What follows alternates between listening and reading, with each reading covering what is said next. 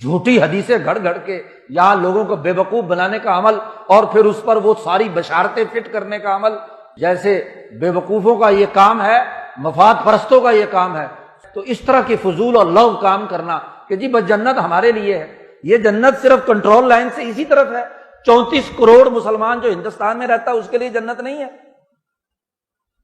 جی، تمہارے سے تو زیادہ ہے تعداد میں، تم 22 کروڑ کے لیے جنت ہو، جو بد اخلاق بھی ہوں، جھوٹے بھی ہوں، وہاں سے لوگوں کو لے کر آئے کہ پاکستان کا مطلب کیا، لا الہ الا اللہ، اور یہاں 70 سال سے لا الہ الا اللہ کے خلاف نظام قائم کیا، ظلم کا نظام قائم کیا۔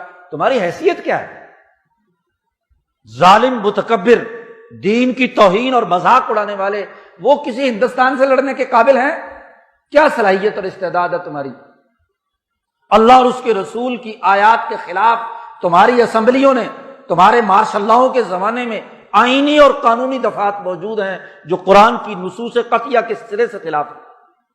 طلاق کا قانون قرآن کے مقابلے پر ہے، وراثت کا قانون قرآن کے علی الرغم ہے، سود کی پورا کا پورا نظام قرآن کی تعلیمات سے علی الرغم ہے، پھر دعویٰ ہے کہ ہم غزوہ کریں گے۔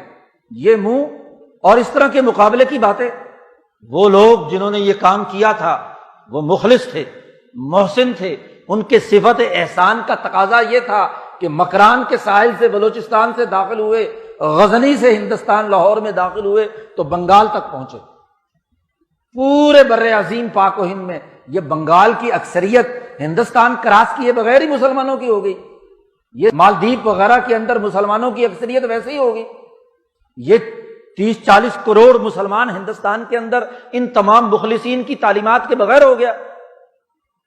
غضب خدا کا کہ لعنت جہاں پڑنی چاہیے وہ غزوے کے ٹھیکیدار بن رہے ہیں۔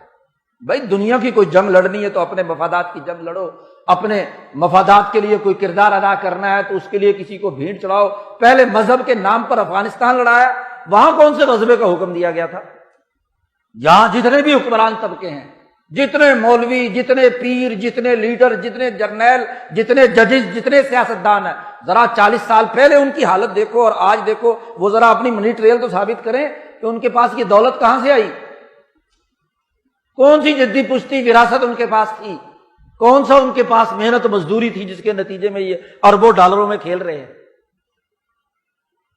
احتساب کے نام پر تماشا لگا رکھا ہے۔ احتساب اسے کہتے ہیں، احتساب تو بے لاگ ہوتا ہے، یہاں اوپر سے لے کر نیچے تک ہر پارٹی، مذہبی ہو یا غیر مذہبی، ججز ہوں، جرنیل ہوں، یہ صحافی جو 25-25 لاکھ کے ایک گھنٹے کی تنخواہیں وصول کرتے ہیں، ذرا ان کی منی ٹریل بھی تو تلاش کرو۔ سینکڑوں پر چلنے والے آج کروڑوں اور اربوں میں کھیل رہے ہیں، یہ کہاں سے آیا؟ کون سے قانون اور ضابطے کے تحت آیا؟ تمام فقہاء نے لکھا ہے کہ کسی محنت کا وہ معاوضہ، کسی کاروبار کا وہ نفع جو غبن فاحش ہو وہ ناجائز اور حرام ہے، محنت کے بقدر ہوتا ہے۔ وہی صحافی بیچارہ جو ساری جگہ سے رپورٹیں اکٹھی کر کے لے کے آتا ہے، اس کو 20,000 تنخواہ، اور اینکر پرسن 25 لاکھ روپے وصول کر لیتا ہے۔ کس چیز کی؟ کس قانون کے تحت؟ دنیا کا کون سا قانون اور ضابطہ ہے کہ یہ طبقاتی محنت کا نظام بنایا جائے، محنت کش کے حقوق پر ڈاکہ ڈالا جائے اور سرمایہ پرستوں کے مفادات کے لیے کردار ادا کیا جائے؟